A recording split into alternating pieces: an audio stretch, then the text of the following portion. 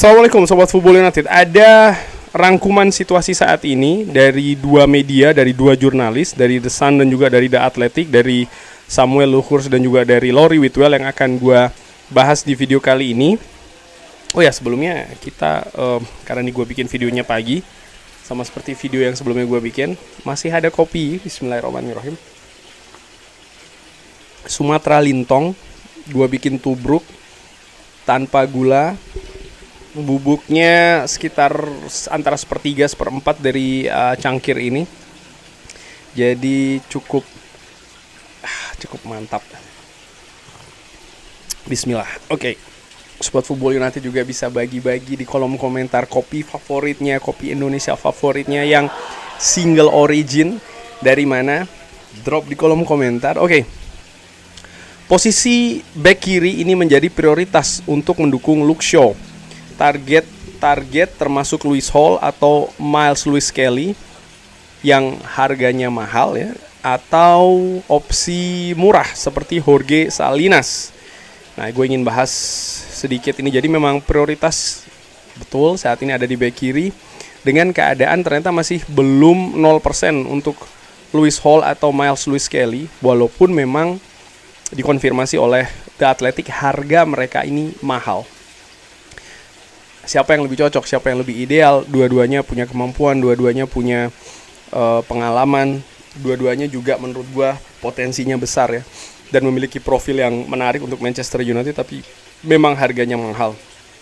Dan Jorge Salinas sendiri juga karena harganya murah ya. Kenapa murah ya? Karena memiliki profil yang berbeda juga dengan dua nama yang sebelumnya gue sebutkan. Tidak memiliki pengalaman di Premier League, bahkan klubnya ini merupakan bukan level utama di Spanyol, bukan di La Liga, sekalipun mungkin dilihat sebagai pemain yang memiliki potensi yang juga besar, tapi ya ada banyak hal yang berbeda jika dibandingkan dengan Lewis Hall atau Miles Lewis Kelly.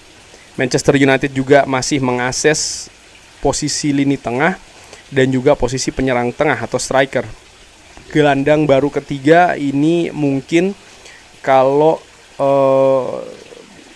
dinilai dengan datangnya gelandang ketiga itu akan memperkuat grup squad Manchester United. Jadi Manchester United saat ini masih mengakses. Mungkin dari sisi fans lebih melihat ke dalam situasi ya kalau ada gelandang ketiga pastinya squad Manchester United lini tengah pasti akan lebih kuat. Ternyata menurut manajemen Manchester United dari apa yang disampaikan oleh The Athletic ini tidak seperti itu, belum tentu demikian. Kalaupun penguatannya pun juga seberapa signifikan, karena Manchester United akan mengeluarkan biaya investasi, transfer, gaji pemain dan lain-lain yang juga tidak sedikit. Jadi mereka masih berhitung, mereka juga melihat mungkin ya dengan realita target-target pemain-pemain yang tersedia di bursa transfer kali ini. Jadi mereka masih terus berhitung, mereka terus masih menganalisa apakah memang butuh untuk mendatangkan gelandang ketiga ini dari sisi Manchester United. Dan nampaknya mereka pun juga melihat dengan menggunakan parameter pertandingan pre-season ya, di mana skuad Manchester United semakin lama semakin komplit. Tapi kalau gue secara ringan amatiran gue melihat, sekali lagi ya, gue melihat ya butuh sih mendatangkan gelandang ketiga. Manchester United 4 kompetisi, beban tekanan juga semakin besar, harapan pun juga semakin tinggi. Jadi butuh kualitas tambahan di lini tengah yang menurut gue juga sangat krusial. Harry Amos ini diekspektasi akan meninggalkan Manchester United sepertinya dengan pinjaman. Oke.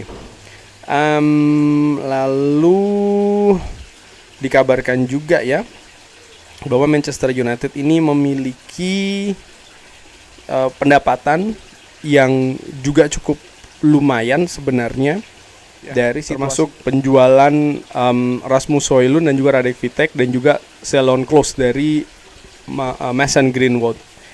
Marcus Rashford ini juga berlatih dengan baik, dan Michael Carrick memiliki situasi yang positif tentang Marcus Rashford yang bergabung dengan bagian skuad dari Manchester United. Nah, ini juga situasi yang menurut gue bagus, situasi positif dari Michael Carrick ya, karena memang kenyataannya nampaknya semakin besar kemungkinannya untuk Marcus Rashford ini akan menjadi bagian skuad dari Manchester United musim ini. Gue sudah bahas di video sebelumnya terkait dengan situasi positif ya dari Marcus Rashford ini.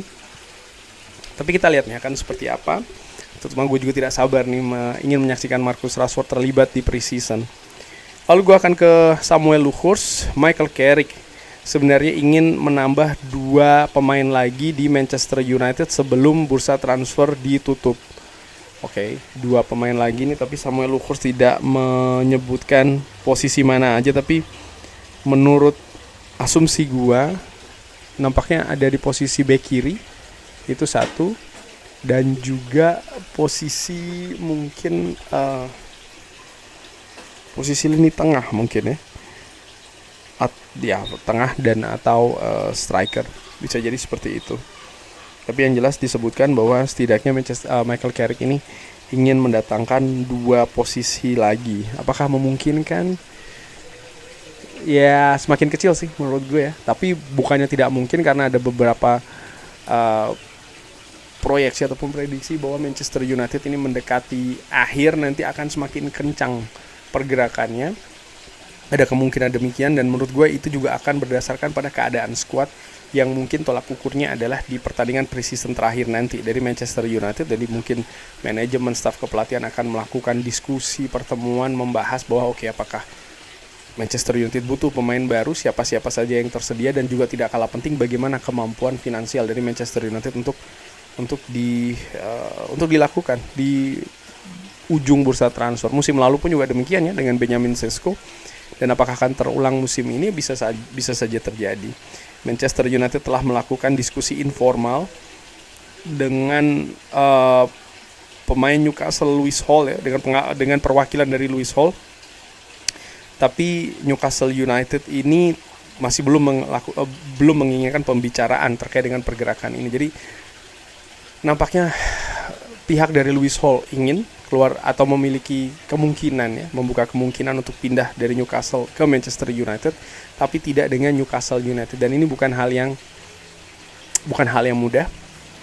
Mungkin satu-satunya hal yang diinginkan oleh Newcastle adalah ya kalau Manchester United mau mengeluarkan angka yang sangat besar banget untuk mendatangkan Lewis Hall.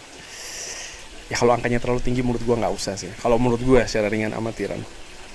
Manchester United juga mempersiapkan pergerakan untuk pemain bek kiri Arsenal Miles Lewis Kelly sebagai alternatif, tapi mempertimbangkan kalau harga dari Miles Lewis Kelly ini terlalu tinggi. Nah ini juga hal yang keadaan yang nampaknya sulit saat ini bagi Manchester United terkait dengan 2 nama, Lewis Hall dan juga Miles Lewis Kelly. Akan ada pilihan ketiga setelahnya, siapa tahu ya. Nah ini ada kabar mengejutkan bahwa Manchester United ini membuat semacam kayak komunikasi ataupun juga pergerakan terbaru terkait dengan pemain lini tengah Real Madrid Aurelien Tchouaméni yang dilakukan bulan lalu. Tapi apakah mungkin Tchouaméni, menurut gue dari berbagai sumber lainnya yang gue dapatkan dan bagaimana keadaan saat ini di Manchester United, gue pikir kemungkinannya sangat kecil ya bagi Tchouaméni, dan hampir 0% sih menurut gue. Bisa jadi salah, tapi nampaknya demikian. Terutama untuk mendatangkan pemain bintang dalam tanda kutip ya, atau pemain premium. Dengan hadirnya Yuri Tillmans, menurut gue sudah selesai bagi Manchester United untuk mencari pemain profil premium untuk posisi lini tengah. Sehingga mungkin yang dicari selanjutnya bukan dengan profil seperti itu ataupun level seperti itu sih menurut gue. Dan yang terakhir, Manchester United telah memonitor pemain tengah Brighton Carlos Baleba lebih dari 1 tahun. Tapi nampaknya Manchester United tidak melakukan pergerakan karena kita tahu Brighton memasang angka yang terlalu tinggi, dan nampaknya belum ada perubahan dari Brighton terkait dengan harga tersebut, walaupun sang pemain kalau melihat dari keadaan musim panas tahun lalu memang menunjukkan minat dan keinginan untuk pindah ke Manchester United, tapi menurut gue nampaknya tidak akan terjadi saat ini. Bagaimana menurut Sobat Football United? Seperti biasa, silakan drop di kolom komentar. Oh iya, gue juga ingin memberikan beberapa pesan. Nomor 1 adalah bagi Sobat Football United yang juga mengikuti UFC, gue ada channel lain ya di di Sobat UFC, di mana gue berbicara terkait dengan UFC, video terbaru preview tentang UFC 330 Islam Makhachev menghadapi Ian Machado-Gary, lalu juga Bilal The Indo Ninja Hasan yang sukses mendapatkan kontrak UFC.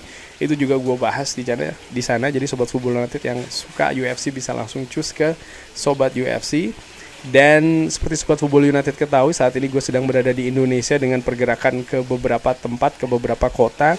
Dan alhamdulillah ini terbantu juga dengan Winarta Rental Mobil yang pusatnya itu ada di Malang posisinya, tapi ya memiliki jangkauan yang juga sangat luas dan sangat-sangat membantu. Dan gue juga sangat nyaman dengan servis yang diberikan oleh Winarta Rental Cars.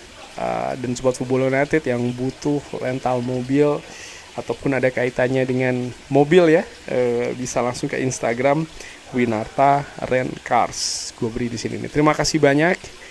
Jangan lupa like, sholat dan juga subscribe. Oh ya, terakhir juga ini ngopi dulu. Bismillah.